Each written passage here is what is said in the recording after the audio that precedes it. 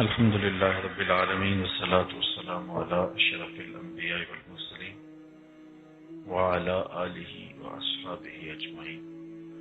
قال الله تعالى وتبارك في القرآن المجيد والفرقان الحميد. بسم الله الرحمن الرحيم. سبحان الذي أسرى بعبده ليلا من المسجد الحرام إلى المسجد الأقصى الذي باركنا حوله لنريه من آياتنا إنه هو السميع البصير. صدق الله مولانا العظيم وصدق رسوله النبي الكريم الرؤوف الرحيم. اللهم نور قلوبنا بالقرآن وزين أخلاقنا بالقرآن وأدخلنا الجنة بالقرآن ونجنا من النار بالقرآن. قال الله تعالى وتبارك في شان حبيبه مخبرا وآمرا إن الله وملائكته يصلون على النبي يا أيها الذين آمنوا صلوا عليه وسلموا تسليما. اللهم صل على سيدنا ومولانا محمد معدن الجود والكرم صلاة وسلاما عليك يا سيدي يا رسول الله وعلى آلك وأصحابك يا حبیب اللہ. تمام حمد و ثنا تعریف و توصیف اللہ جل مجدہ الکریم کی ذات بابرکات کے لیے جو خالق کائنات بھی ہے اور مالک شہنشاہات بھی. اللہ جل وعلا کی حمد و ثنا کے بعد رسول رحمت شفیع معظم نبی محتشم حضور ختم المرتبت اللہ کے پیارے امت کے سہارے رب کے محبوب دانائے غیوب مالک عقاب امم فخر عرب و عجم والی کون و مکان سیاہ لا مکان سید انس و جاں سرور لالا رخاں نیر تاباں سر نشین مہوشاں ماہ عقوباں شہنشاہ حسینہ تتمہ دوراں سر خیل زہرہ جمالاں جلوائے صبح ازل نور ذات لم یزل باعث تکوین عالم فخر آدم و بنی آدم نیر بطحا رازدار ما اوہا شاہد ما طغا صاحب علم نشرہ معصوم آمنہ احمد مجتبی حضرت محمد مصطفیٰ صلی اللہ علیہ وآلہ وسلم کے حضور ناز میں اپنی عقیدتوں ارادتوں اور محبتوں کا خراج پیش کرنے کے بعد واجب الاحترام ذوی الاحتشام معزز و مکرم سامعین خواتین و حضرات ناظرین و ناظرات السلام علیکم ورحمۃ اللہ وبرکاتہ. آج لیلۃ المعراج ہے. میرے اور آپ کے آقا مولا حضور ختم المرتبت صلی اللہ علیہ وآلہ وسلم صدیوں قبل اسی رات کے جرمٹ میں وہاں تک پہنچے جہاں کسی کا خیال بھی نہیں پہنچ سکتا. اللہ نے وہ عروج، وہ بانک پن، وہ شان و شوکت نصیب فرمایا جو آپ ہی کا مقصود ہے. رفعتوں اور بلندیوں سے مالا مال کیے گئے اور عزتوں اور برکتوں سے نوازے گئے. وہ مقامات رفیع آپ کو نصیب ہوئے جو آپ سے پہلے اور آپ کے بعد کسی کا مقصود نہیں ہے. اللہ کے محبوب علیہ الصلوۃ والسلام کو اتنے زیادہ معجزات دیے گئے ہیں جن کا حصر نہیں ہے. علماء نے جو معجزات جمع کیے ہیں ان کی تعداد 1200 ہے جو مختلف اسناد سے ہمارے تک پہنچے ہیں. لیکن کہا گیا کہ معجزات کی تعداد اس سے کہیں زیادہ ہے، بلکہ میرے حضور کی ہر ادا معجزہ ہے. میرے حضور کی نشست و برخاست معجزہ ہے. زندگی کا ایک ایک لحظہ اور لمحہ معجزہ ہے. لیکن اللہ نے اپنے محبوب کو جو بھی معجزات عطا کیے ہیں ان کی انوکھی شان ہے، لیکن سب سے بڑا معجزہ جو اللہ نے میرے اور آپ کے آقا و مولا کو عطا کیا وہ معجزہ قرآن ہے، اور دوسرا بڑا معجزہ جو حضور کو عطا کیا گیا وہ معجزہ معراج ہے۔ معجزہ ایسے خرق عادت عمل کو کہتے ہیں جو عقل انسانی کو عاجز کر دے اور اس کی نظیر لانا ممکن نہ ہو۔ حضور علیہ الصلوۃ والسلام کو اللہ نے جو معجزہ عطا کیا، ہر معجزہ اتنا دل آویز ہے کہ اس کی نظیر ممکن ہی نہیں ہے، بلکہ یہ معجزے کی تعریف میں شامل ہے کہ اس کی نظیر نہیں لائی جا سکتی، اس کا توڑ نہیں ہو سکتا، اس کی مثل نہیں ہے، اور عقل انسانی کو عاجز کر دینے والا وہ خارق عادت امر ہے۔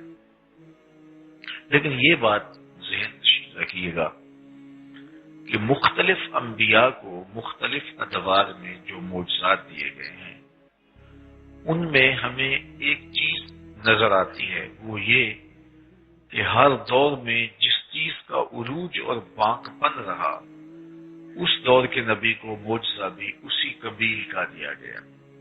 مثال کے طور پہ حضرت داؤد علیہ السلام کے زمانے میں آہن گری کی صنعت پورے عروج پر تھی، لوہے کو گرم کر کے نرم کیا جاتا اور پھر اس سے مختلف اوزار بنائے جاتے، ظروف بنائے جاتے۔ تو جب لوہے کی صنعت پورے عروج پر تھی تو اللہ نے اس دور کے نبی حضرت داؤد علیہ السلام کو معجزہ بھی اسی قبیل کا عطا کیا۔ لوگ تو لوہے کو گرم کر کے پھر نرم کرتے اور یہ لوہا ہاتھ میں لیتے موم کی طرح نرم ہو جاتا، پھر اس کو جو شکل جو صورت دینا چاہتے اس صورت میں ڈھال دیتے۔ تو چونکہ آہن گری کا زمانہ تھا تو جو معجزہ دیا گیا وہ اس قبیل کا دیا گیا تاکہ اس دور کے افتخار کو توڑ دے۔ حضرت موسیٰ علیہ السلام جس زمانے میں تشریف لائے تو یہ جادوگری کا زمانہ تھا اور جگہ جگہ جادوگر پائے جاتے تھے، اور آپ جانتے ہیں کہ حضرت موسیٰ کے معاوضے کے لیے وہ جادوگروں کو ہی بلا کے لائے تھے جنہوں نے رسیاں پھینکی، لگتا تھا کہ سانپ رینگ رہے ہو۔ تو پھر اللہ تعالیٰ نے حضرت موسیٰ علیہ السلام کو اس کا توڑ عصا عطا کیا۔ جب اس عصا کو پھینکتے ہیں تو اژدہا بن جاتا ہے اور وہ سینکڑوں رسیاں جو سانپوں کی صورت میں دکھائی دیتی ہیں ان کو وہ عصا بگڑ لیتا ہے، اور جب سمٹتا ہے تو عصا کا عصا ہے، قد بھی نہیں بڑھتا، وزن بھی نہیں بڑھتا، حجم بھی نہیں بڑھتا، جبکہ منوں ٹنوں کے حساب سے وہ رسیاں بھی نکل چکا تھا۔ تو چونکہ جادوگری کا عروج تھا تو جو معجزہ دیا گیا وہ ایسا تھا جو جادو کے فخر کو بھی توڑ دے۔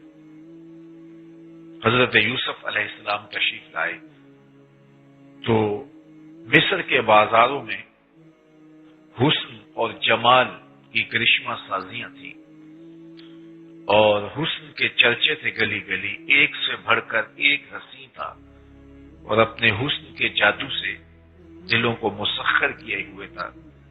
تو جب حسن کا جادو سر چڑھ کے بول رہا تھا تو اللہ نے حضرت یوسف علیہ السلام کو معجزہ جمال عطا کر دیا، اور جب ان کے حسن کا چراغ جلا تو سارے دیے بجھ گئے، سارے چراغ گل ہو گئے، اور جنہیں حسن پہ ناز تھا وہ اپنی انگلیاں کاٹتے دکھائی دینے لگے۔ آپ ہر نبی کی تاریخ پڑھ لیں، اس دور کو دیکھ لیں، اس دور کے بانکپن کو، عروج کو دیکھ لیں، اور پھر اس دور کے نبی کا معجزہ دیکھیں، آپ کو ایسے ہی نظر آئے گا۔ جب حکیم جالینوس، حکیم بقرات اور سقراط اور بڑے بڑے اطباء یونان نے اپنے فن کا لوہا منوایا اور 3 امراض کے علاوہ ہر مرض کا علاج دریافت کر لیا۔ طب یونانی میں مادر ذات اندھے کی آنکھوں میں روشنی نہیں بھری جا سکتی تھی، کوڑ کا علاج نہیں تھا، تیسرا ان کے پاس موت کا علاج نہیں تھا، باقی ہر مرض کا علاج انہوں نے دریافت کر لیا تھا۔ تو جب طب یونانی کا جادو سر چڑھ کر بولنے لگا تو حضرت عیسیٰ تشریف لائے تو اللہ نے ان تینوں مرضوں کا علاج دے کے مبعوث فرمایا۔ وہ کوڑی کے جسم پہ شفا ہاتھ پھیرتے تھے، شفا ہو جاتی تھی، نابینا کی آنکھوں پہ ہاتھ رکھتے تو نور اترنے لگتا، اور مردے کو ٹھوکر مارتے وہ اٹھ کے باتیں کرنے لگ جاتا۔ تو ہر دور کو آپ پڑھ لیں، اس دور میں اس دور کے لوگوں کے فنون کو، ان کے کمالات کو، اور اس دور کے باقپن کو، عروج کو، اٹھان کو دیکھ لیں، پھر اس دور کے نبی کے معجزے کو دیکھیں، آپ کو بالکل ایسا ملے گا کہ ہر دور کے عروج، باقپن کو نبی کا معجزہ توڑتا دکھائی دے گا۔ جب میرے اور آپ کے آقا و مولا تشریف لائے تو یہ زبان و بیان کا عروج تھا، گھر گھر شاعر و ادیب پائے جاتے تھے۔ اگر کوئی شاعر یا ادیب خود نہیں تھا تو وہ ادب شناس ضرور تھا، سخن فہم ضرور تھا، اسے شاعری سے شغف ضرور تھا، اور وہ اچھے برے شعر کی تمیز کرنے کا فن ضرور جانتا تھا۔ تو جب زبان و بیان کا عروج تھا اور گلی گلی شاعر اور ادیب پائے جاتے تھے، اور انہیں اپنی سخن وری پہ ناز تھا، اپنے علاوہ باقیوں کو گونگا کہا کرتے تھے، زبان و بیان پہ ان کا ناز بجا تھا، تو اللہ نے اپنے محبوب کو سب سے بڑا معجزہ قرآن دے کر مبعوث فرمایا، اور پھر ان کو کہا کہ لاؤ اس کی مثل ایک صورت لا کے دیکھاؤ، سخن ورو جمع ہو جاؤ، ایک شخص نہیں، یہ دعویٰ کسی فرد واحد کے لیے نہیں ہے، تم سارے جڑ جاؤ، اکٹھے بیٹھو، اجتماعی کوشش کے ساتھ قرآن مجید کی کسی ایک صورت کی مثل صورت لا کے دیکھاؤ، اور پھر کہا اگر تم نہیں لا سکے تو قیامت تک نہیں لا سکو، اور آج تک قرآن کا مثل نہیں لایا گیا۔ الاتقان فی علوم القرآن میں حضرت امام سیوطی لکھتے ہیں کہ اگر قرآن کا مثل لایا جانا ممکن ہوتا تو بدر اور احد کی لڑائیاں نہ ہوتی۔ سیدھی سی بات تھی کہ قرآن کا مثل لے آتے، لیکن تیرے سامنے یوں ہی دبے لچے فصحا عرب کے بڑے بڑے، کوئی جانے کے منہ میں زبان نہیں بلکہ جسم میں جانے، کسی کے اندر ہمت ہی نہیں کہ قرآن کی مثل لے آئے۔ تو ہر دور کے نبی کو معجزہ اس دور کی مطابقت میں دیا گیا۔ جب میرے اور آپ کے آقا و مولا تشریف لائے تو یہ زبان و بیان کے عروج کا زمانہ تھا، تو حضور کو سب سے بڑا معجزہ قرآن دیا گیا۔ لیکن میرے اور آپ کے آقا و مولا حضور ختم المرتبت صلی اللہ علیہ وآلہ وسلم کا دور چند سالوں پر مشتمل نہیں تھا، قیامت تک زمانہ میرے حضور کا ہے۔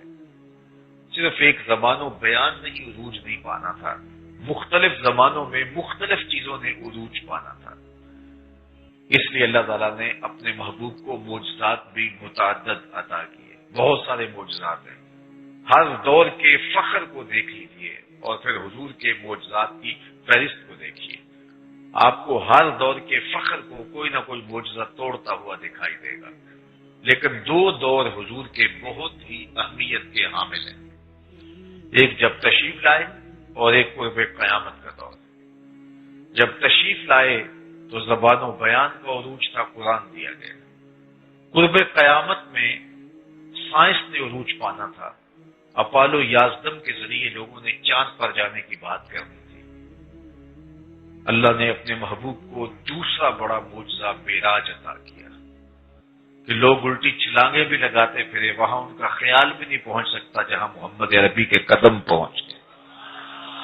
کوئی حد ہے ان کے عروج کی، بالا غل غلاب کمال، تو ان رفتوں تک پہنچے، ان بلندیوں تک پہنچے جہاں کسی کا تصور بھی نہیں پہنچ سکتا، جہاں کسی کا گمان بھی نہیں جا سکتا۔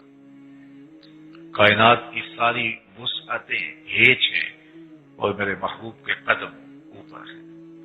میرے امام بولے خرد سے کہہ دو کہ سر جھکا لے، گما سے گزرے گزرنے والے، یا خود پڑے ہیں جہت کو لالے، کوئی کیا بتائے کدھر گئے تھے، سراغ عین و متا کہاں تھا، نشان کیف و الا کہاں تھا، نہ کوئی ساتھی نہ کوئی راہی، نہ سنگ منزل نہ مرحلے تھے، کمان امکان کے جھوٹے نقطوں، تم اول آخر کے پھیر میں ہو، محیط کی چال سے پوچھو کدھر سے آئے کدھر گئے تھے، کوئی حد ہے ان کے عروج کی، بالا غل اولاب کمال۔ تو تو جن رفعتوں تک، جن بلندیوں تک میرے اور آپ کے آقا و مولا گئے، وہاں کسی کا تصور بھی نہیں پہنچ سکتا، کسی کا گمان بھی، کسی کا وہم بھی نہیں پہنچ سکتا۔ مرغ عقل بھی تھک کے ہار جاتا ہے۔ اور دیکھیے یہاں تو طائر سدرہ نشین بھی ہاتھ جوڑ کے کھڑے ہیں۔ جب سدرۃ المنتہا پہ حضور پہنچتے ہیں تو جبریل ہاتھ باندھ کے کھڑے ہو جاتے ہیں، لو دنو تو خط وطن لہ ترک تو، اگر میں ایک بال بھی آگے بڑھوں تو جل کے راکھ ہو جاؤں۔ اور جہاں طائر سدرہ نشین بھی نہیں پہنچ پاتے میرے حضور اس سے بھی آگے گئے۔ کہاں تک گئے؟ کوئی پیمانہ ہو تو اس سے ناپ کے بتایا جا سکے، کوئی ترازو ہو تو اس پر تول کے بتایا جا سکے۔ سارے پیمانے پیچھے رہ گئے، سارے ترازو پیچھے رہ گئے، اور میرے محبوب وہاں تک گئے کہ جہاں کسی کا گمان اور خیال اور تصور اور وہم بھی نہیں پہنچ سکتا۔ حضرت ابو الحسن عشری رضی اللہ تعالیٰ عنہ فرماتے ہیں کہ میں نے ایک دن روحانی طور پہ پرواز کی، اور حتی سعادت تو فی الفوقانیات، اور میں بہت اونچا چلا گیا، اور روحانی طور پہ پرواز ممکن ہے۔ تو کہتے ہیں 7 لاکھ عرش عبور کر گیا، تو آواز آئی ابو الحسن رفاعی کدھر آ رہے ہو؟ تو میں نے کہا مالک معراج کی شب جس عرش کی چھاتی پہ محبوب کے قدم آئے تھے، میں اس عرش کی تلاش میں نکلا ہوں۔ نہ سفر بشرط معال ہے، نہ طلب بقید سوال ہے، فقط ایک سیری ذوق کو میں بھٹک رہا ہوں کہاں کہاں۔ میرے دل کی یہ خلوتیں کئی بار سج کے اجڑ گئیں، مجھے بارہا یہ گما ہوا تم آ رہے ہو کشاں کشاں۔ کہا میں تو اس عرش کی تلاش میں ہوں۔ تو آواز آئی ارجع لا وصول لک، ابو الحسن پلٹ جاؤ، تم کروڑوں سال بھی پرواز کرتے رہو، جس عرش کی چھاتی پہ محبوب کے قدم آئے تھے وہاں تمہارا خیال بھی نہیں پہنچ سکتا۔ جس نبی کے قدم اتنے اونچے ہیں اس نبی کا سر کتنا اونچا ہوگا؟ کوئی حد ہے ان کے عروج کی، بلغ العلا کمالہ۔ تو ان بلندیوں تک فائز المرام ہوئے، ان رفعتوں تک پہنچے کہ جہاں کسی کا تصور بھی نہیں پہنچ سکتا۔ یہ ہے میرے اور آپ کے آقا و مولا کا وہ عروج اور وہ بھانک پن جس کو چشم تصور میں لایا نہیں جا سکتا۔ مرغ عقل تھک کے گر پڑتا ہے، خیالوں اور سوچوں کی حدود سے ورا ہے، وہم و گمان اور عقل و خرد کے دائروں سے ورا ہے۔ کوئی حد ہے ان کے عروج کی، بالغ العلا کمال۔ وہ کن بلندیوں تک پہنچے وہی جانے۔ وہ ہمارے ایک پنجابی شاعر ہیں ابل، انہوں نے تو قلم توڑ دیا، سی میراج راز محبتاں دا، نہیں سی کسے دی سمجھ وچ آن والا، سدیا طالب تے گیا مطلوب ہوتے، جبرائیل سی صد لے جان والا، واضح آخ دے بن دروازیاں تو کہ میں پہنچیا عرش تے جان والا، ابر عقل نو ایتھے دخل کیے، جانے جان والا یا لے جان والا۔ تو یہاں ہمارے لیے ماننے کا راستہ ہے، ہمارے لیے عقیدت کا راستہ ہے، حضور کی عظمتوں پر اور رفعتوں پر واہ واہ کرنے کا راستہ ہے۔ اس مقام اور اس مرتبے کو تولنے کے لیے ہمارے پاس کوئی ترازو، کوئی پیمانہ اور کوئی شے نہیں ہے کہ ہم اس کو گمان کر سکیں یا اس کا کوئی تصور کر سکیں۔ البتہ یہ معراج ہمارے لیے ایک ایسا مرحلہ ہے کہ جس سے محبت رسول کا امتحان ہوتا ہے، اپنے اور بیگانوں کی پہچان ہوتی ہے۔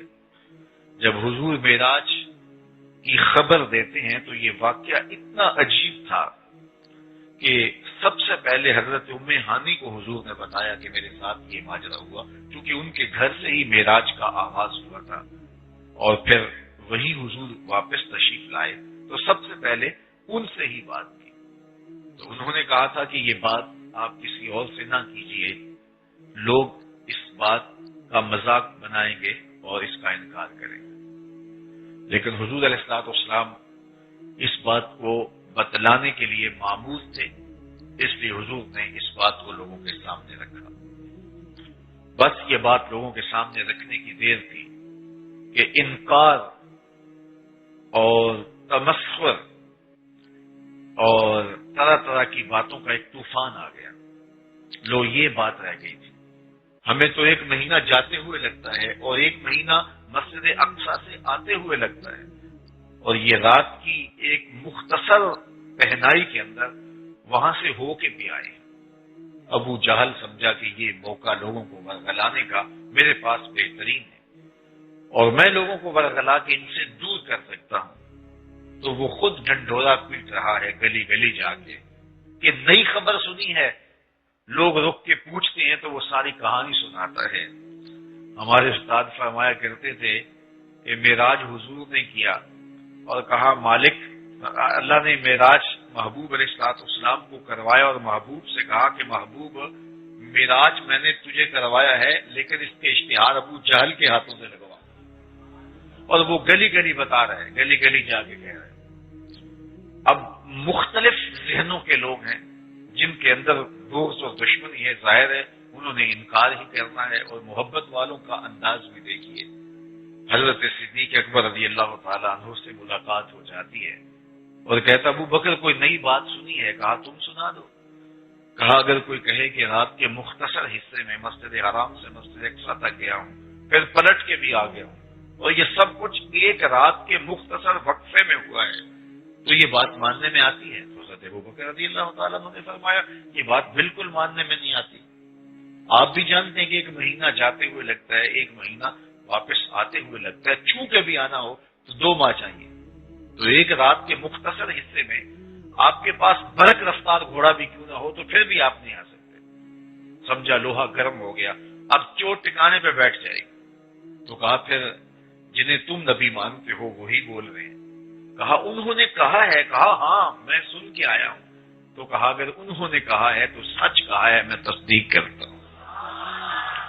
تو کہا ابو بکر ابھی تو تم بول رہے تھے کہ اگر یہ کوئی کہے تو ماننے میں نہیں آتا. کہا ہاں کوئی کہے تو ماننے میں نہیں آتا، وہ تو آسمان کی خبریں دیتے ہم وہ بھی مانتے. علماء نے دیکھا بزاد کا سننے صدیق، آپ کا نام صدیق اس وجہ سے پڑا کہ فوراً انہوں نے معراج کے واقعہ کی تصدیق کی. تو محبت والے اس کی تصدیق کرتے ہیں، اس کی تائید کرتے ہیں کہ جب حضور کہہ رہے ہیں اور جب میرے مالک کا دعویٰ ہے کہ میں نے اپنے محبوب کو سیر کروائی اور رات کی مختصر تنہائی کے اندر، مختصر پہنائی کے اندر، مختصر وقفے کے اندر کروائی، تو اللہ قادر مطلق ہے، اس کے لیے کوئی مشکل نہیں ہے. باقی عقل کے بل بوتے پر ہی سوچنے والے تو 100 باتیں کرتے ہیں کہ ایک جسم صحیح جو ہے وہ کس طرح صعود کر سکتا ہے، جبکہ جسم جو ہے وہ ثقیل ہوتا ہے اور کثیف ہوتا ہے، تو وہ کس طرح جو ہے وہ پرواز کر سکتا ہے اور اتنی وسعتوں کے، اتنی تیزی کے ساتھ، اتنی سرعت کے ساتھ جو ہے وہ جا سکتا ہے. حضرت علامہ فخر الدین رازی علیہ رحمہ نے بڑی خوبصورت باتیں اس پہ کی ہیں کہ یہ جو اعتراض کیا جاتا ہے کہ اتنی سرعت کے ساتھ جانا اور آنا ممکن ہی نہیں ہے. وہ کہتے ہیں کہ انسانی بدن تحلیل ہو جائے اگر اتنی سرعت کے ساتھ اس کو حرکت دی جائے اور اس کا آنا جانا یہ وہ اپنا وجود ہی برقرار نہیں رکھ سکتا. تو حضرت علامہ فخر الدین رازی علیہ رحمہ فرماتے ہیں کہ اگر یہ بات کوئی کافر کرے تو ہم اس سے بھی بات کریں گے لیکن اس کے لیے دلیل اور ہوگی. لیکن اگر کوئی ایسا شخص یہ بات کرے جو کہ قرآن و حدیث کو مانتا ہے تو اس کے لیے قرآن مجید بطور دلیل کافی ہے. تو آپ نے کتنی خوبصورت دلیل دی. فرمایا یہ تو میرے حضور ہیں اور مسجد حرام سے مسجد اقصی تک اور پھر وہاں سے جہاں تک میرے خدا نے چاہا گئے بھی اور پلٹ کے بھی آئے، اور یہ حضور کا بہت بڑا معجزہ ہے. بڑے معجزوں میں سے حضور کا دوسرے نمبر پہ بڑا معجزہ ہے اور اس کو بڑے اہتمام کے ساتھ قرآن میں بیان کیا گیا. شاسوخیوں کے ساتھ اس خبر کو جو ہے وہ بیان فرمایا گیا. تو یہ تو حضور علیہ السلام کی شان ہے. تو حضرت امام فخر الدین رازی علیہ رحمہ فرماتے ہیں کہ آؤ قرآن اٹھائیے کہ حضرت سلیمان علیہ السلام نے اپنے درباریوں سے کہا کہ مجھے تخت بلقیس چاہیے. تو ایک جن اٹھا، کہا کہ حضرت میں لے آتا ہوں. کتنی دیر میں لاؤ گے؟ کہا دوپہر تک لے آتا ہوں.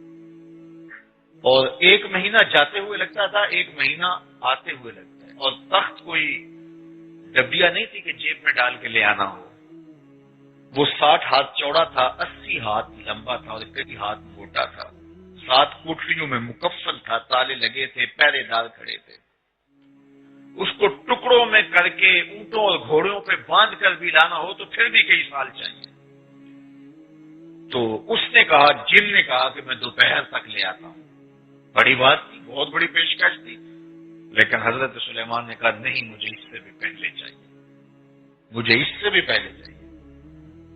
تو جب آپ نے اس جن کے اس پیشکش کو مسترد کر دیا اور کہا مجھے اس سے بھی پہلے چاہیے، تو پھر وہ اٹھا جس کے سینے میں کتاب اللہ کا علم تھا، زبور کا ایک عالم جس کا نام علماء تفسیر نے آصف بن برخیہ بتایا ہے، جو آپ کا صاحب تھا، آپ کا صحابی تھا، وہ کھڑا ہوا اور کہا حضرت یہ خدمت میرے سپرد کیجیے۔ کہا یہ جن تو کہہ رہا ہے دوپہر تک لاؤں گا، بتاؤ تم کتنی دیر میں لاؤ گے؟ تو اس نے کہا کہ میں انا آتی کا بھی قبل ان یرتد الیک کا طرف، حضور آپ آنکھ بعد میں جھپکیں گے، تخت پہلے پڑا ہوگا۔ یہ کوئی میری بات نہیں ہے، کوئی گھڑی ہوئی کہانی نہیں ہے، اور کوئی ایسی روایت نہیں ہے کہ ضعیف کہہ کے انکار کر دیا جائے اور واپس نکلنے کا راستہ تلاش لیا جائے۔ قرآن بتاتا ہے کہ حضرت سلیمان علیہ السلام کی آنکھ نہیں جھپکی ہے، تخت پہلے موجود ہے۔ بے ساختہ پکار اٹھے، ھذا من فضل ربی، یہ میرے رب کا فضل ہے۔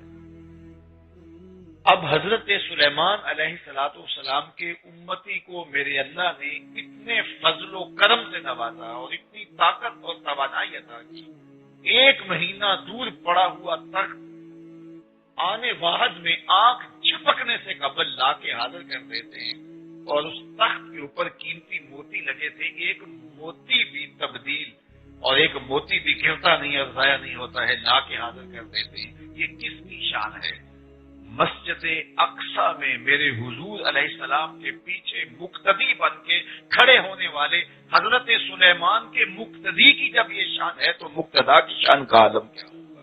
یہ شان ہے خدمتگاروں کی، سرکار کا عالم کیا ہوگا؟ تو اللہ نے حضور علیہ السلام کو آنے واحد کے اندر مسجد حرام سے مسجد اقصی تک اور مسجد اقصی سے جہاں تک حضور نے چاہا، جہاں تک میرے رب نے چاہا، وہاں تک جو ہے وہ حضور جلوہ فراز۔ باقی کفار نے کہا ہم نہیں مانتے۔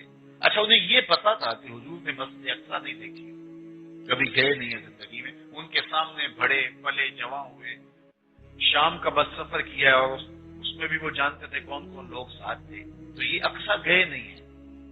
تو انہوں نے کہا کہ ہم اگر مسجد اقصی کے بارے میں کوئی آپ سے سوالات کرے تو آپ جواب دے سکتے ہیں؟ انہوں نے کہا کیوں نہیں دے سکتے، میں نے جب اس کو دیکھا ہے اور دیکھ کے آیا ہوں تو آپ جو پوچھیں گے جواب دوں گا۔ تو انہوں نے وہ سوال پوچھنے شروع کر دیے کہ جس تفصیل سے عادتاً انسان دیکھتا نہیں ہے۔ کوئی اس جلسے میں موجود ہو تو یہاں سے نکل کے جائے تو کوئی کارروائی پوچھے تو وہ کہے گا کہ میں ایک ایک چیز بیان کر دوں گا، لیکن وہ کہے کہ کرسیاں کتنی لگی ہوئی تھیں اور جو نیچے بیٹھے ہوئے تھے فرشی نشستوں پہ وہ کتنے تھے، کتنے لوگوں نے ٹوپیاں پہنی تھی، کتنے لوگوں نے اینکیں لگائی ہوئی تھیں، کتنے لوگ ننگے سر تھے، بوڑھے کتنے تھے، سفید داڑھیوں والے کتنے تھے، تو وہ کہے گا بابا میں یہ تھوڑا گنتا رہا ہوں۔ تو جب کوئی کسی کو دیکھتا ہے تو ان تفصیلات کو اور ان جو ہے وہ چیزوں کو نہیں دیکھتا۔ انہوں نے حضور سے اس طرح کے سوالات پوچھنے شروع کر دیے، کھڑکیاں کتنی ہیں، اس کے شہتیر کتنے ہیں، دروازے کتنے ہیں، بالے کتنے پڑے ہوئے ہیں۔ حضور فرماتے ہیں کہ لمحے کے لیے تو میں پریشان ہوا، لیکن پھر اللہ نے میرے سامنے بیت المقدس کو یوں کر دیا جس طرح چچا ابو طالب کا گھر ہوتا ہے، اور میں دیکھتا جاتا تھا اور ایک ایک شے بتاتا چلا جاتا۔ اب جب سب بتا دیا تو اب تو بھاگنے کا کوئی راستہ نہیں تھا، لیکن کہنے لگے امنات فقد اصاب، واہ واہ آپ نقشہ بیان کرنے میں تو بڑے ماہر ہیں، آپ نے چونکہ یہ دعویٰ پہلے کرنا تھا تو کسی شخص کو بھیج کر کے ساری تفصیلات آپ نے منگوائی ہیں، ان کو یاد کیا ہے، اور ہمارے بتانے پہ پوچھنے پہ آپ نے سب کچھ بتا دیا۔ فرمایا یہ تو کوئی بات نہیں، پہلے یہ بات کہتے تھے اور اب کہتے تھے آپ نقشے کے ماہر نکلے۔ کہنے لگے ہمارے کچھ قافلے ہیں جو سرگرم سفر ہیں، یقیناً ان کے بارے میں آپ کی کوئی خبریں ایسی نہیں ہو سکتی کہ اگر ان کے بارے میں کوئی بتا سکیں تو پھر ہم مان جائیں گے۔ تو آقا کریم نے فرمایا ہاں تمہارا ایک قافلہ مجھے فلاں جگہ پہ ملا، ایک مقام روحا پہ ملا، ایک فلاں جگہ پہ ملا، ایک ایک قافلے کی حضور نے تفصیل بتا دی، اور ایک قافلے کی نشانی یہ بتائی کہ اس کے آگے خاکستری رنگ کے 2 اونٹ چل رہے ہیں جن کے اوپر بھاری دار بوریاں لدی ہوئی ہیں، اور یہ بدھ کو سورج غروب ہونے سے پہلے ہی مکے کے اندر پہنچ جائے گا۔ انہوں نے کہا یہ تو ایسی چیز ہے کہ جو ہم اپنی آنکھوں سے دیکھ لیں گے، یہ تلی پہ سرسوں جمانے والی بات ہے۔ اب پہاڑ پہ کھڑے ہو کے قافلے کا انتظار کرنے لگے، اور سورج بھی درد غروب سے زرد ہو رہا تھا، کسی وجہ سے ابھی قافلے کے آثار دکھائی نہیں دیے، اور کافروں کے دل بلیوں چل رہے تھے،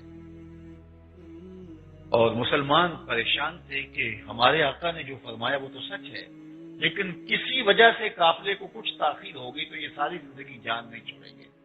تو کوئی دوڑتا ہوا حضور کے پاس آیا، حضور سورج تو ڈوبنا چاہ رہا اور ابھی تک قافلے کے آثار دکھائی نہیں دیے۔ تو قلب اطہر پہ تھوڑی سی گرانی آئی، اور یہ میرے رب کو بھلا کیسے گوارا۔ جبریل امین حاضر خدمت ہوئے، کہا محبوب پریشان نہیں ہونا، جب تک قافلہ نہیں آئے گا سورج ڈوبنے نہیں دیں گے۔ چند لمحے گزرے تھے کہ دور سے گرد و غبار نظر آنے لگی، ادھر سورج بھی اپنی آخری کرنیں سمیٹ رہا تھا، تو کسی کافر نے کہا کہ دوبارہ بتشم، وہ دیکھو سورج ڈوب گیا۔ مسلمانوں کا وہ دیکھو قافلہ بھی آ گیا، اور جب قافلہ آیا تو وہ نشانیاں جو میرے حضور نے بتائی تھی وہ پائی گئی۔ اب تو بھاگنے کا کوئی راستہ ہی نہیں بچا تھا، لیکن کہنے لگے ھذا من سحر ابن ابی کبشہ، یہ ابو کبشہ کے بیٹے کا جادو ہے جو سر چڑھ کے بولا۔ تو ہر صورت میں انکار کرتے رہے، اس لیے یہ ایک آزمائش تھی، یہ ایک امتحان تھا، اس سے کھڑے اور کھوٹے کی پہچان ہونی تھی، اپنا کون ہے بیگانہ کون ہے۔ علامہ آلوسی شکری بغدادی علیہ رحمہ نے روح المعانی میں لکھا ہے کہ کئی کچے لوگ منحرف ہو گئے تھے، اور اس واقعے سے اللہ نے کئیوں کے سینے میں ایمان کا چراغاں کر دیا۔ تو یہ ایک آزمائش ہوتی ہے، یہ ایک امتحان ہوتا ہے۔ ایک طرف اللہ نے اپنے محبوب کو سرخروئی عطا کی، بلندیوں پہ پہنچایا، اور اس مرتبے پہ پہنچایا جس مرتبے تک نہ کبھی حضور سے پہلے کوئی پہنچا، نہ حضور کے بعد کوئی پہنچے گا۔ اور دوسری طرف یہ امتحان تھا بعد میں آنے والوں کا، اور اللہ تعالیٰ نے اپنے محبوب علیہ السلام کو سرخرو کیا، اور پھر بلندیوں پر بلا کر کے اللہ نے اپنے محبوب کو اس امت کی بخشش کا وعدہ دیا، جو شرک نہیں کرے گا اس کی مغفرت کر دی جائے گی۔ اور خواتین میں سورہ بقرہ عطا ہوئی۔ اور تیسری چیز جو خاص طور پہ اس سفر معراج میں حضور کی جھولی میں ڈالی گئی وہ 50 نمازوں کا تحفہ تھا۔ بارگاہ ازدی میں عرض کی کہ یہ تحفہ لے کے اپنی امت کے پاس جاتا ہوں، اور اس امید کے ساتھ پلٹے کہ میری امت ان 50 نمازوں کو سینے سے لگائے گی اور اپنی زندگی میں نمازوں کو شامل کر لے گی۔ لیکن چھٹے آسمان پہ حضرت موسیٰ علیہ السلام سے ملاقات ہوئی، انہوں نے کہا کہ میں امت کا تجربہ رکھتا ہوں تو یہ 50 نہیں پڑھ سکیں گے، آپ اللہ کی بارگاہ میں تخفیف کی درخواست کیجیے۔ آپ نے علماء سے تفصیل سے یہ کہانی سنی ہے کہ گئے اور اللہ کی بارگاہ میں عرض کیا تو 50 نمازوں میں سے 5 نمازوں کی رخصت ہوئی۔ واپس آئے تو حضرت موسیٰ نے پھر کہا کہ نہیں، میں آپ کو یہی مشورہ دوں گا کہ آپ پھر دوبارہ اللہ کی بارگاہ میں حاضر ہو جائیے۔ تو پھر گئے، پھر 5 نمازوں کی رخصت، پھر آئے حضرت موسیٰ نے پھر وہی بات کہی، حتیٰ کہ 9 مرتبہ جانا ہوا اور نمازیں رہ گئی 5۔ عادت باری تعالیٰ یہ سامنے آئی کہ ہر بار حاضر ہونے سے 5 نمازوں کی رخصت ہوتی ہے، اب رہ ہی 5 گئی۔ حضرت موسیٰ نے کہا ایک بار اور جائیے، تو میں مجھے اپنے رب سے حیا آتی، مجھے اپنے رب سے حیا آتی ہے۔ اب نمازیں کیا تھی 50، لیکن رہ کتنی گئی 5، اور میرے رب کا وعدہ ہے لا تبدیل لکلمات اللہ، اللہ کی باتیں تبدیل نہیں ہوتی، اور یہاں بظاہر 9 مرتبہ تبدیلی تو نظر آ رہی ہے۔ علماء نے فرمایا کہ اللہ کی باتیں تبدیل واقعی نہیں ہوتی۔ ایک ضابطہ دیا، من جاء بالحسنۃ فلہ عشر امثالها، جو ایک نیکی کرے اللہ فرماتا ہے میں 10 کا ثواب دیتا ہوں، نمازیں 5 پڑھو گے ثواب 50 کا ہی عطا کیا جائے۔ اس لیے کہ اس کی باتیں تبدیل نہیں ہوتی ہیں۔ تو آج معراج کا تحفہ لے کر کے میرے اور آپ کے آقا و مولا صدیوں قبل آج کی رات کے دامن میں تشریف لائے تھے۔ آج خاص طور پہ جو ہمارے لیے بات سوچنے کی ہے، جس پر غور کرنا ہے، جس پر ہم نے تدبر کرنا ہے، اور اگر ہمارے اندر کوتاہی ہے تو اس کوتاہی کو دور کرنے کا عزم کرنا ہے، وہ یہ ہے کہ حضور تو توقع کرتے ہیں کہ میری امت اتنی نکمی تو نہیں ہے کہ 5 بھی نہ پڑے، ورنہ حضرت موسیٰ تو کہہ رہے تھے کہ ایک بار اور جائیے اور اللہ سے تخفیف کی درخواست کیجیے، اور عادت باری تعالیٰ حضور ملاحظہ کر چکے ہیں کہ ہر بار 5 نمازوں کی رخصت ملتی ہے، لیکن اس کے باوجود حضور نے چاہا کہ میری امت کے لیے یہ تحفہ جانا چاہیے، اور کم از کم 5 نمازیں یہ تو ان کے لیے مشکل نہیں ہونی چاہیے، اور یہ وہ 5 نمازیں ادا کریں۔ تو آج میرا اور آپ کا امتحان ہے، اور ہم آج اس تعداد کے اندر یہاں جمع ہے، اور پوری دنیا کے اوپر جو اس گفتگو کو سن رہے ہیں سب اپنے اندر اتریں، اور اگر نماز کی کوتاہی کسی کے اندر موجود ہے تو وہ دیکھے،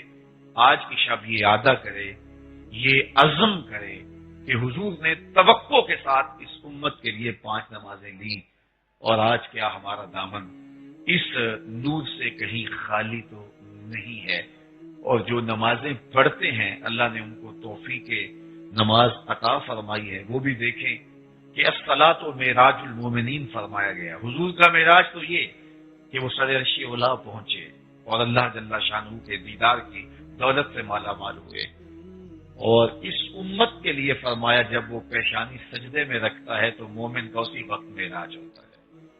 تو کیا ہم اس کیفیت معراج میں پہنچتے ہیں، یا ہم سجدے میں ہوتے ہیں لیکن خیال ہمارا دکان پہ ہوتا ہے، خیال ہمارا بازار میں ہوتا ہے، یا ہم گاہک پہ نظر رکھے ہوئے ہوتے ہیں لیکن سبحان رب العالی زبان سے ہم پکار رہے ہوتے ہیں؟ یہ ہمیں سوچنا ہوگا، اور اپنی نماز کو اس روحانیت کے ساتھ، اس کیفیت کے ساتھ، اس رنگ کے اندر رنگنا ہوگا کہ جب ہم سجدے میں جائیں، ہم نماز کے لیے کھڑے ہوں، تو جو فرمایا گیا کہ تم اللہ کی عبادت اس طرح کرو کہ گویا تم اسے دیکھ رہے ہو، اور اگر یہ کیفیت تمہارے اوپر کسی وجہ سے طاری نہیں ہو پاتی تو کم از کم یہ کیفیت تو ہونی چاہیے کہ وہ تمہیں دیکھ رہا ہے، اور اگر یہ کیفیت تمہیں نصیب ہو جاتی ہے کہ وہ تمہیں دیکھ رہا ہے تو یہ کیفیت بھی بہت بڑی کیفیت ہے، اور پھر دنیا و معافیہا کے خیالوں سے تم بے خبر ہو کہ اللہ کے حضور جو ہے وہ حاضر ہوگے، اور اس کے حضور جب تم حاضر ہوگے تو پھر یہ تمہارے دکھوں کا مداوع ہوگا،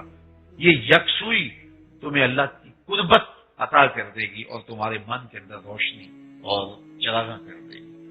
تو ہمیں ایک تو یہ سوچنا ہوگا کہ یہ 5 نمازیں جو معراج کا تحفہ خاص ہے، اور مومنین کے لیے یہی معراج قرار دی گئی، الصلاۃ و معراج المومنین، تو کیا ہم اس محفل معراج میں تو حاضر ہوئے؟ کیا ہمیں یہ معراج حقیقی معنوں میں حاصل ہے یا نہیں ہے؟ اگر نہیں ہے تو اس عزم اور اس ارادے کے ساتھ پلٹیں کہ ہماری بقیہ زندگی اس نور سے منور ہو کے گزرے گی، اور ہماری پیشانی جب سجدے میں ہوگی تو ہم اللہ کے حضور عجز و نیاز کے اس عالم میں ہوں گے۔ فرمایا گیا کہ اگر لوگوں کو پتہ چل جائے کہ سجدے میں کیا ہے تو وہ سجدے سے سر ہی نہ اٹھائیں، اتنی رحمتیں اللہ کی بندے پر اس وقت برس رہی ہوتی ہیں جب اس کی پیشانی سجدے میں جھکی ہوئی ہوتی ہے، وہ اپنے رب کو پکار رہا ہوتا ہے، جو سجدے میں ہوتا ہے وہ رب سے سرگوشیاں کر رہا ہوتا ہے، وہ رب سے ہم کلام ہوتا ہے۔ انسان کے اشرف اعضاء اس کے سر میں ہیں، دیکھنے کی قوت آنکھیں سر میں، سوچنے کی قوت دماغ سر میں، سننے کی قوت کان سر میں، بولنے کی قوت زبان سر میں، چکھنے کی قوت سر میں، اور سونگھنے کی قوت ناک سر میں، یہ ساری قوتیں سر میں ہیں، اور سر مالک کے در پہ، پیشانی بھی رگڑ رہا ہے اور ناک بھی رگڑ رہا ہے، اور عملاً اس بات کا اظہار کر رہا ہے کہ مالک میں تیری چوکھٹ کا فقیر ہوں، تیرے در کا حقیر بندہ ہوں، اور زبان سے کیا کہہ رہا ہے؟ سبحان ربی الاعلی، مالک تو سب سے اونچا ہے۔ اگر اس نے سجدے کی روح کو پا لیا ہو تو پھر سجدے سے سر اٹھا کے اکڑ کے چل نہیں سکتا، اگر اس نے ایک سجدہ بھی ایسا کر لیا ہو کہ اس کی روح اس کے اندر اتر گئی ہو سجدے کی، تو پھر وہ سینہ تان کے نہیں چل سکتا۔ تکبر غرور پھر کس نام کا جب وہ پیشانی سجدے میں رکھ کے کہہ رہا ہے سبحان ربی الاعلیٰ، اپنے رب کو اعلیٰ کہہ رہا ہے، تو پھر وہ خود کو جو ہے وہ کس طرح تکبر اور غرور کے ساتھ جو ہے وہ رکھنا چاہے گا. تو سجدہ اپنی روح کے ساتھ جب ہوگا تو پھر اس کا عملی نتیجہ یہ ہوگا کہ ہماری زندگی کے اندر تواضع پیدا ہوگی، عجز پیدا ہوگا. اور اللہ جل شانہ اس شخص کو کبھی رسوا نہیں ہونے دیتا جس کی طبیعت کے اندر عجز موجود ہو. تکبر ذلیل کرتا ہے، رسوا کر دیتا ہے. آپ جانتے ہیں کہ وہ شخص جس نے چپے چپے پہ سجدہ کیا تھا، دھرتی میں کوئی ایک جگہ بھی ایسی نہیں تھی جہاں ابلیس کے سجدوں کا نشان نہیں تھا، لیکن راندہ درگاہ ہو گیا. ابا واستکبر وکان من الکافرین، اس نے انکار کیا اور تکبر کی وجہ سے کیا. اس نے کہا انا خیر منہ خلقتنی من نار وخلقتہ من طین، میں بہتر ہوں، تو نے مجھے آگ سے بنایا، اسے مٹی سے بنایا. آگ افضل ہے، مٹی مفضول ہے. آگ اوپر کو اٹھتی ہے، مٹی نیچے کو بیٹھتی ہے، تو میں تو اسے سجدہ نہیں کروں گا. اللہ اگر چاہتا تو اس کی دلیل کا رد کر سکتا تھا، اس کی دلیل کے ٹکڑے بکھرے کر کے رکھ دیتا، لیکن اللہ نے اس کی دلیل کا کوئی جواب نہیں دیا، بلکہ فرمایا نکل جا میرے دربار سے. تو راندہ درگاہ ہو گیا. گلی گلی رسوائیاں اور گلی گلی ذلتیں اس کا مقدر بن گئی. کوئی بھی برا کام کرے تو گالیاں شیطان کو دی جاتی ہیں، چاہے اس کے نفس کی وجہ سے وہ برائی ہو رہی ہے. تو آج شیطان راندہ درگاہ ہوا، اتنے سجدوں کے باوجود اس کے پلے کچھ نہ بنا. تکبر نے اس کو برباد کر دیا. اور عجز اللہ جل شانہ کو بہت پسند ہے. اللہ تعالیٰ جل شانہ عجز کو پسند کرتا ہے، اور عاجز بندہ اس کی رحمتوں کے حق، اس کے رحمتوں کا حقدار ہوتا ہے. بندے پر سب سے زیادہ رحمتیں اس وقت برستی ہیں جب سب سے عاجز ہوتا ہے، اور سب سے عاجز بندہ اس وقت ہوتا ہے جب سجدے میں ہوتا ہے. تو جو سجدے کی لذت سے آشنا ہو گیا تو پھر وہ کبھی جو ہے وہ تکبر و غرور کی زندگی نہیں بسر کر سکتا. تو معراج النبی کی اس بابرکت شب نور کے جھرمٹ میں اپنے دامن کو پھیلانے والوں آؤ عزم کر کے نکلے کہ زندگی عجز و اطمینان کے ساتھ، عاجزی کے ساتھ اللہ کی رضا کو مانگتے ہوئے بسر کریں گے. اور اپنی طبع کے اندر دولت مل جائے، اقتدار مل جائے، حسن نصیب ہو، یا کوئی اور ایسی چیز جو تکبر کو پیدا کرتی ہو، تو ان سب چیزوں کی نفی کر کے اللہ کے موتی فرما بردار اور عاجز بندے بن جائیں گے. اللہ تعالیٰ کو یہی پسند ہے. اور ہمیں نمازوں کا جو تحفہ دیا گیا ہے اس کا مقصود یہ ہے کہ ہمارے اندر، ہماری طبع کے اندر، ہماری فطرت کے اندر جو ہے وہ عجز پیدا ہو. حضور علیہ الصلوۃ والسلام کو اللہ تعالیٰ نے بادشاہی کی پیشکش بھی فرمائی. جبریل امین حاضر خدمت ہوئے اور حضور علیہ الصلوۃ والسلام سے کہا گیا تو اللہ اکبر، چاہے تو آپ مال و دولت لے کے بادشاہ بن جائیں، اور چاہے تو آپ جو ہے وہ نبی اور ساتھ جو ہے وہ فقر اور عجز کی زندگی کو اختیار فرمائیں. تو حضور فرماتے ہیں میں نے اس کو اختیار کیا اور میں نے اس کو پسند کیا. تو اللہ نے اپنے محبوب علیہ الصلوۃ والسلام کی اس عادت کریمہ کا فیضان اس امت میں بھی رکھا ہے. اور یہ عجز کا نور جب ہم اللہ سے مانگتے ہیں تو پھر وہ ہمیں عطا کرتا ہے، اور یہی ہماری زندگی کا جمال ہے. تو معراج کا یہ تحفہ نماز اپنی زندگی میں ہمیشہ ہمیشہ کے لیے داخل کر لیں. سونے سے قبل 5 انگلیاں بھی گن لیں اور 5 نمازیں بھی گن لیں. اور اگر 5 نمازیں پوری ہیں تو اللہ کا شکر ادا کریں. میرے اور آپ کے آقا و مولا جب حضرت بلال حبشی کو اذان کے لیے کہتے تو یہ کہنے کی بجائے کہ بلال اذان دو، یہ فرماتے ارہنا یا بلال، بلال اٹھو اور ہمارے سینے کو راحت پہنچا دو، ہمارے دل کو راحت پہنچا دو. وَمَا حُبِّبَ إِلَيَّ مِن دُنْيَاكُمْ ثَلَاثٌ، تمہاری دنیا سے مجھے صرف 3 چیزیں پسند ہیں، الطیب والنساء وجعلت قرۃ عینی فی الصلاۃ، خوشبو، منکوحہ عورتیں، اور میری آنکھوں کی ٹھنڈک نماز میں رکھی گئی ہے. تو نماز حضور کے قلب کی ٹھنڈک، آنکھوں کا قرار اور روح کی تسکین ہے. تو جب ہم حضور علیہ السلام سے پیار کرتے ہیں اور ہمیں یہ ہماری آرزو اور تمنا ہماری رگ رگ کے اندر سمائی ہے کہ حضور ہم سے راضی ہو جائیں، حضور علیہ السلام کے میں رضا نصیب ہو جائے. تو آقا کریم فرماتے ہیں میری آنکھوں کی ٹھنڈک تو نماز میں رکھی گئی. تو جب ہم سجدہ کریں گے رسول اللہ کی آنکھیں ٹھنڈی ہوں. اس لیے 5 گانا نماز شعار زندگی بنا لیں اور اپنی زندگی کا ایک ایک لمحہ، ایک ایک ساتھ جو ہے وہ اللہ کے حضور عجز اور نیاز مندی کے ساتھ بسر کرنے کا مزاج پیدا کریں۔ آج کی شب معراج اللہ ہمارے لیے رحمتوں کا سبب بنا دے۔ یہ عروج بری رات جس کے دامن میں کروڑوں رحمتیں اور اربوں برکتیں نازل ہوتی اور انوار اترتے ہیں، اللہ اس کی برکت سے میرے وطن کو اپنی خاص کرم نوازیوں سے مالا مال فرمائے۔ اللہ عالم اسلام کی خیر فرمائے۔ پوری دنیا کے اوپر مسلمان جہاں جہاں بھی ظلم اور جبر کی باہوں میں کسے کرا رہے ہیں، اللہ اس بابرکت شب کا صدقہ امت کو کھویا ہوا وقار دے، عروج اور بانک پر نصیب فرمائے اور ہمارے اٹھے ہوئے ہاتھ اپنی بارگاہ میں قبول فرمائے۔ اقبال کے سارے کلام کا رس نہ چھوڑیں تو خلاصہ یہ نکلتا ہے کہ محمد سے وفا تو نے تو ہم تیرے ہیں، یہ جہاں چیز ہے کیا لوح و قلم تیرے ہیں۔ اقبال کہتے ہیں حضور سے وفا کرو پھر قلم بھی تمہیں دے دیں گے، تختی بھی تمہیں دے دیں گے، پھر تمہاری تقدیر کے فیصلے کہیں اور نہیں ہوں گے بلکہ تختی اور قلم تمہارے پاس ہوگی، جو لکھنا ہوا خود ہی لکھ لینا، پھر خدا بندے سے خود پوچھے گا بتا تیری رضا کیا ہے۔ لیکن شرط یہ ہے کہ تمہارا رشتہ الفت، رشتہ محبت میرے محبوب سے ہونا چاہیے۔ حضور کے ساتھ وفا کا رشتہ جب مضبوط ہو گیا پھر بحر و بر تمہارے قبضے میں ہوں گے، ہر کے عشق مصطفیٰ سامان اوست، بحر و بر درگوش آئے دامان اوست۔ عشق مصطفیٰ جس کا سامان زندگی بن جاتا ہے تو بحر و بر وہ اپنے ایک پلے کے اندر باندھ لیتا ہے، اپنے دامن کے گوشے کے اندر باندھ لیتا ہے، پوری کائنات اس کی ہو جاتی ہے اگر وہ مصطفیٰ کریم کا ہو جائے۔ تو آئیے میں اور آپ اپنی زندگی میں یہ عزم کر کے اپنی بقیہ زندگی کو گزاریں کہ ہم جئیں گے تو حضور کے لیے، مریں گے تو حضور کے لیے، اور زندگی کی آخری ہچکی تک ان کے وفادار رہیں گے، اور وہ ان کے ساتھ تعلق جس کی گواہی ہمارا عمل فراہم کرے۔ ہماری صرف زبان سے اقرار ہی محبت کا مدعی نہ ہو، دعوے دار